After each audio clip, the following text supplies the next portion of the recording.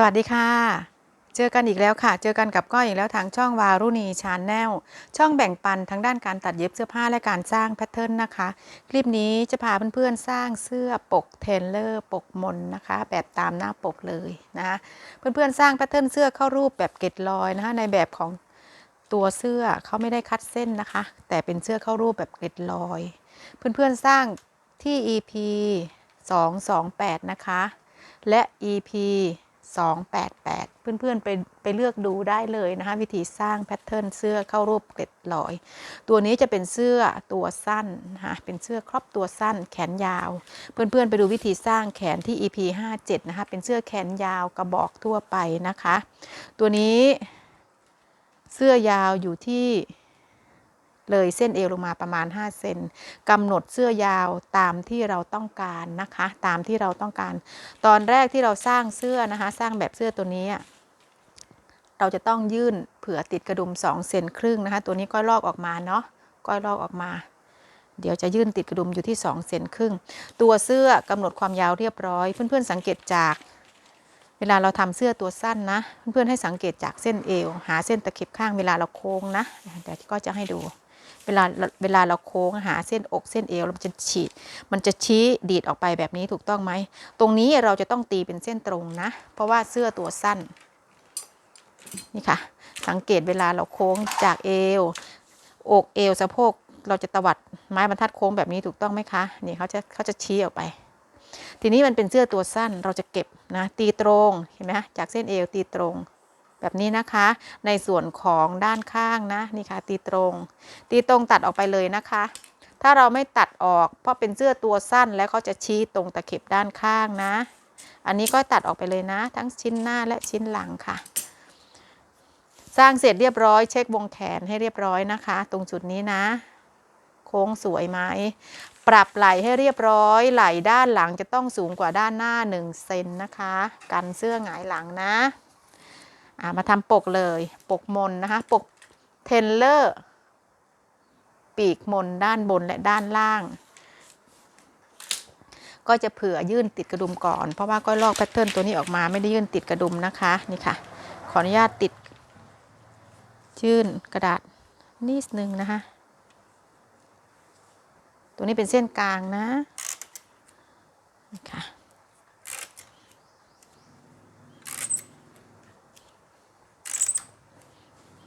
จะพยายามแบ่งปันการทำแพทเทิร์นให้เพื่อนๆดูทุกวันนะคะตามหน้างานที่ก้อยทำนะกดติดตามช่องไว้นะคะเพื่อนๆจะได้ไม่พลาดเวลาก้อยลงคลิปให้ดูบางครั้งก้อยจำไม่ได้นะว่าลงแบบไหนบ้างเพื่อนๆต้องกดติดตามแล้วก็ไปเลือกหาดูได้เองนะคะเพราะว่าก้อยเปิดเป็นสาธารณะไว้นะคะช่องแบ่งปันจากเส้นกลางนะคะจากเส้นกลางหน้าตรงนี้เราจะยื่นติดกระดุมอยู่ที่2เซนครึ่งนะคะวัดออกมาจากเส้นกลางนะ2เซนครึ่งหรือ1นิ้วตัวเลขตัวเดียวกันนะคะนี่ค่ะขีดเส้น2เซนครึ่งนะคะขีดเส้นนะคะในส่วนของคอลึกนะคะตรงหน้าปกจะไม่ลึกมากตัวนี้ก็จะใช้อยู่ที่12เซนวัดจากฐานคอลงมานะคะ12เซนนะจากจุดนี้นะคะวัดลงมา12เซน12เซนถึงตรงไหนติ๊กเลยค่ะ12เอานี้เดี๋ยวก็จะบอกถ้าตัวเล็กตัวผอม10เซนก็ได้นะสังเกตจากหน้าปกเสื้อคอเขาจะไม่ลึกมากค่ะจากจุดนี้ลงมา10เซน11เซน12เซน13เซนแล้วแต่บุคคลท่านนั้นๆนะคะแล้วแต่เรานะตัวนี้ก็จะกำหนดอยู่ที่12เซนจากจุดนี้วัดลงมา12เซนขออนุญาตหมุนกระดาษนะคะนี่ค่ะในส่วนของคอกว้างวัดจากเส้นฐานคอออกมา1เซนครึ่งค่ะจากจุดนี้วัดออกมา1เซนครึ่งใช้ไม้บรรทัดขอโทษค่ะใช้ไม้บรรทัดตรงเราวางจากจุด1เซนครึ่งนะคะผ่านจุดคอลึกหาเส้นป้ายเกยติดกระดุม2เซนครึ่งแบบนี้นะนี่ค่ะแบบนี้นะคะเส้นแรกนี่ค่ะให้เกิดเส้นลักษณะนี้ต่อมาจากจุดเส้นคอตรงเส้นคอที่เราตรงฐานคอสูงตรงนี้ขีดลงมานะคะให้เกิดเส้นลักษณะนี้นะคะให้เกิดเส้นลักษณะนี้ต่อมาเราจะมาวาดปกเราสังเกตจากเส้นปกของตัวเสื้อจากจุดนี้มาจุดนี้เราเช็คว่าครึ่งไหล่ถูกต้องไหม จากจุดนี้มาจุดนี้ครึ่งไหล่เท่าไหร่7 เซนไหล่ตรงนี้เราครึ่งหนึ่งเรากะไว้ก่อนคือแบ่งครึ่งหนึ่งประมาณนี้ทีนี้เราสังเกตจากปกตามรูปภาพนะคะเขาไม่ได้ใหญ่ถึงขนาดครึ่งหนึ่งของไหล่เขาจะเล็กกว่าครึ่งหนึ่งของไหล่นิดนึงแล้วก็เก็บเข้ามาครึ่งหนึ่งอยู่ตรงนี้เก็บเข้ามานิดหน่อยประมาณนี้เราจะร่างปกอยู่ตรงนี้นะคะสังเกตว่าปกด้านบนจะใหญ่กว่าด้านล่างนะคะนี่ค่ะเราวางไม้บรรทัดตรงนี้คือเส้นฐานคอนะนี่ค่ะจุดนี้นะนี่ค่ะมันไม่มีกฎอะไรนะคะคือเพียงแต่ว่าเรามองตามรูปทรงปกที่เราต้องการวางไม้บรรทัดเอียงแบบนี้นะคะนี่เลยนะคะประมาณนี้45 องศาประมาณนี้นะคะแล้วก็ใช้กะประมาณเส้นบ่าอยู่ตรงนี้ด้านล่างปกเขาไม่ใหญ่นี่คือเส้นรักแร้นี่คือเส้นบ่าของเราเส้นปกด้านล่างจะอยู่ประมาณนี้นะคะเราใช้กะนะคะตรงนี้มันไม่มีตัวเลขบอกนะคะใช้แม่บรรทัดโค้งเลยนะคะตรงจุดนี้นะคะเราขีดให้เป็นมุมเหลี่ยมก่อนนะทีนี้ด้านบนก็ใช้แม่บรรทัดวางเป็นมุมฉากตรงนี้จากเส้นด้านบนเขาจะเอียงจากมุมฉากลงมานิดหน่อยนะคะประมาณนี้นี่ค่ะแบบนี้เลยเราใช้ไม้บรรทัดโค้งวางจากจุดนี้ตรงนี้มันขึ้นอยู่กับสายตาของเรานะคะสายตาของเราและก็มือของเราและการวาดปกนะคะพอเราวาดรูปร่างลักษณะนี้เสร็จแล้วตรงมุมปกนะคะเราวาดโค้งตามใจชอบเลยนี่ค่ะเราตวัดนิดหน่อยในส่วนของด้านล่างนะคะตวัดนิดนึงอันนี้คือเส้นปกขออนุญาตหมุนกระดาษนะคะขออนุญาตหมุนปกตรงนี้เราใช้วาดมนนะคะเราวาดแล้วแต่เรามันขึ้นอยู่กับมือเราที่จะตวัดรูปทรงของปกให้เขาออกมารูปทรงไหนนะเริ่มแรกคือเราแต่งเป็นมุมเหลี่ยมก่อนที่เหลือเราค่อยว่ากันนะคะเรียบร้อยนะคะการวาดปกเดี๋ยวก็จะขีดเส้นให้ชัดๆนะวาดมุมเหลี่ยมก่อนนะคะมุมเหลี่ยมก่อนนี่เลยนี่ค่ะพอเราวาดรูปทรงลักษณะนี้เสร็จแล้วเรียบร้อยนะคะปกได้อย่างที่เราต้องการแล้วนะคะสังเกตจากการวาดปกเพื่อนๆดูนะ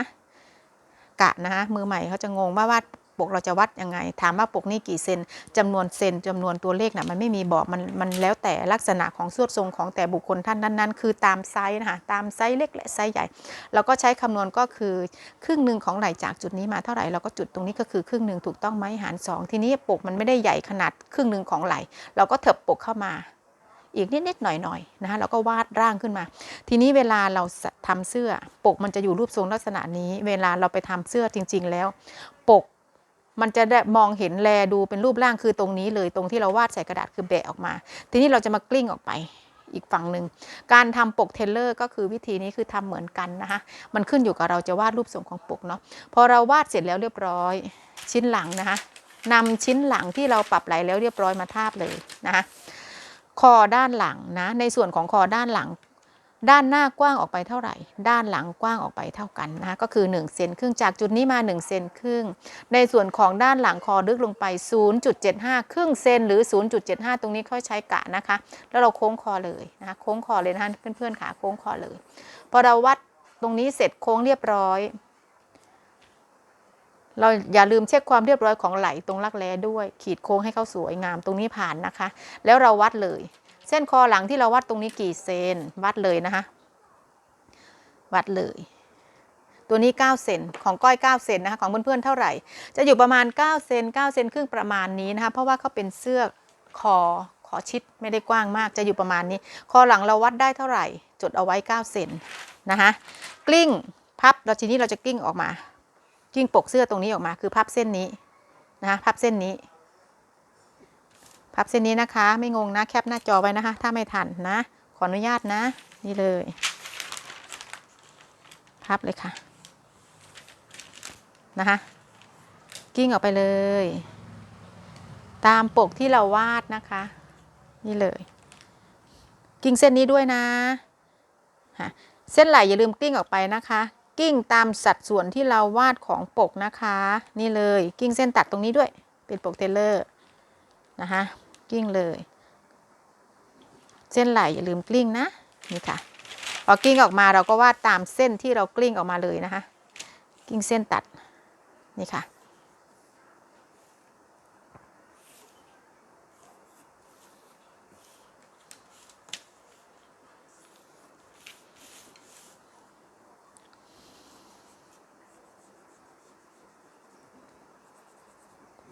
สีดินสอเข้ม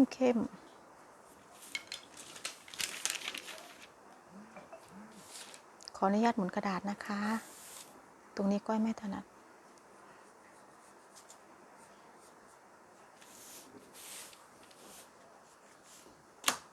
เป็นเส้นนี้แล้วนะคะนี่เลยพอเรากลิ้งออกมาเสร็จเราจะต่อกระดาษขึ้นด้านบนนะคะก้อยขออนุญาตต่อตรงนี้ก่อนนะก็จะตัดเส้นนี้ออกไปนะ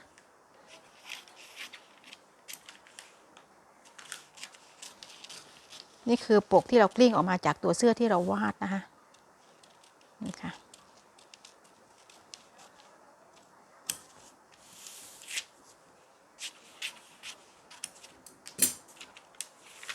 ต่อตรงนี้ขึ้นไปค่ะกระดาษนะนี่เลย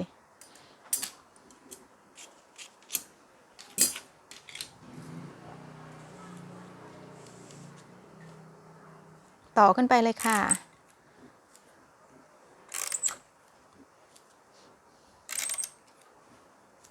เสร็จแล้วทำแบบนี้นะวางไม้บรรทัดจากจุดนี้นะคะนี่เลยเนาะวางขีดตรงขึ้นไปค่ะเส้นนี้ด้วย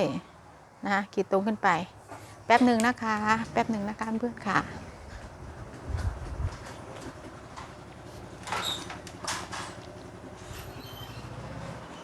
แป๊บหนึ่งค่ะพอเราขีดตรงขึ้นไปเสร็จแล้วนะคะจากจุดนี้เราวัดขึ้นมาเท่ากับคอหลังที่เราโค้งได้เมื่อกี้คือ9เซนนะคะวัดขึ้นไปเลยนะคะ9เซนของเพื่อนๆเท่าไหร่คือเท่านั้นนะแล้วเราตีเป็นมุมฉากนะคะตีมุมฉากค่ะตีตรงขึ้นไปจากปกที่เรากลิ้งนะคะนี่เลยนี่ค่ะตัดออกไปเลยนะคะเพื่อนค่ะตัดเลยค่ะตรงจุดนี้นะเดี๋ยวก็ขออนุญาตตัดตรงนี้ออกก่อนตามรูปร่างปกที่เราวาดนะตัดก่อนนี่ค่ะจากจุดนี้คอหลังที่เราวัดมา9เซนเราจะแบ่งแยกเป็น3ช่องก็คือหาร3จากจุดนี้มาจุดนี้หาร3นะคะใช้กะนะกะเอาตรงนี้เราทำบ่อยๆแล้วเราจะชินนะคะไม่ต้องไปตามตัวเลขเป๊ะๆนะนี่ค่ะเราจะแยกช่องนี้ช่องนี้ช่องนี้ช่องละจะแยกไม่เยอะนะคะในกรณีที่เราแยกเยอะก็คือปกเราใหญ่ปกตัวนี้ไม่ได้ใหญ่มากฉะนั้นจะแยกไม่เยอะถ้าแยกเยอะปกจะบางตรงนี้ปกจะบานนะคะก็พูดผิดขอโทษทีถ้าเราแยกเยอะตรงจุดนี้ปกจะบานปกตรงนี้ไม่ใหญ่มากก็จะแยกอยู่ที่ 0.5 ก็คือครึ่งเซนหรือ 0.25 ครึ่งหนึ่งของครึ่งเซนนะคะถ้าปกเล็กเราก็แยกอยู่ที่ 0.25 ครึ่งหนึ่งของครึ่งเซนแต่ตัวนี้ปกก็จะแยกอยู่ที่ครึ่งเซนคือ 0.5 นะแยกเลยค่ะแต่ละช่องนะอันนี้เพื่อนๆทำตามเลยนะคะทำตามเลยค่ะนี่ค่ะแต่ละช่องตรงนี้ก็จะแยกอยู่ที่ 0.5 คือครึ่งเซนนะคะประมาณนี้แต่ละช่องนะคะกระดาษมารองเลย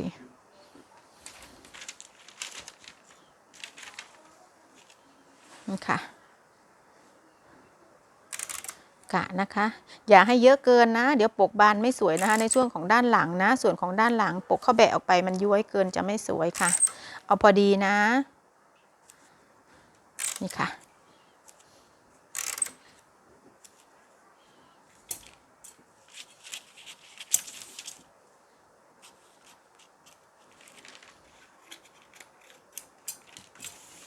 พอเราแยกเสร็จแล้วเรียบร้อยนะคะเช็คเลยนะคะว่าจากจุดนี้มาจุดนี้เท่ากับคอหลังที่เราโค้งได้ไหมทุกครั้งนะคะเพื่อนๆจะต้องเช็คนะคะเราจะได้ไม่แก้เวลาเราไปตัดเย็บมันจะแก้คอไม่ถึงแล้วมันจะไม่ทำงานลำบากนี่ค่ะพอเราแยกเสร็จแล้วเรียบร้อยโค้งเสร็จให้เรียบร้อยเราจะแต่งปกจากจุดนี้โค้งให้สวยงามนะเราวัดจากจุดนี้มากี่เซนนะคะ7 เซนครึ่งของเพื่อนๆเท่าไหร่ก็คือใช้ตัวเลขของเรานะคะจากจุดนี้มาให้เสมอกันวาดแต่งโค้งให้สวยงามนะคะ ความใหญ่ของปกแล้วแต่เรานะ ไม่มีกฎบังคับค่ะนี่เลยแล้วก็ตัดออกไป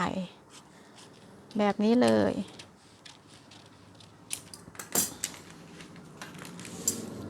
วิธีทำปกเทเลอร์นะคะทำวิธีนี้เลยนะคะเพื่อนๆขาไม่ว่าจะเป็นรูปทรงลักษณะไหนการสร้างแบบนี้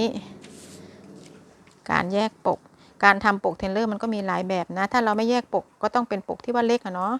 ก็เคยทำให้เพื่อนๆดูหลายคลิปแล้วนะนี่ค่ะตรงปกตรงจุดนี้เราก็จะตัดเป็นเหลี่ยมสังเกตไหมนี่ตรงนี้เป็นเหลี่ยมเราจะตัดเหลี่ยมตามเส้นนี้เลยก็ได้หรือเราจะโค้งตรงจุดนี้ก็ได้ประมาณนี้นะคะมันขึ้นอยู่กับเรานะคะเพื่อนๆค่ะจะตัดเหลี่ยมหรือจะวาดโค้งก็ได้แล้วแต่เรานะมาร์กเอาไว้ตรงนี้คือตรงปกเทนเลอร์ทีนี้กระดุมการหากระดุมนะวัดจากเส้นสาบเข้ามา1 เซนครึ่งค่ะจากจุดนี้วัดเข้ามา1 เซนครึ่งนะคะนี่ค่ะประมาณ1 เซนประมาณนี้นะคะนี่นะ1 เซนถึง1 เซนครึ่งนี่ค่ะแล้วก็หากระดุมเม็ดแรกเลยนะคะกระดุมก็จะใหญ่อยู่ที่2 นิ้ว2 เซนครึ่งหรือ1 นิ้วตัวเลขตัวเดียวกันช่องไฟของกระดุมให้ดูระยะยาวของตัวเสื้อว่าเราต้องการกระดุมกี่เม็ดนะคะตัวนี้เป็นเสื้อแฟชั่นนะคะกระดุมก็จะอยู่ประมาณนี้นะมันแล้วแต่เรานะคะจะออกแบบและดีไซน์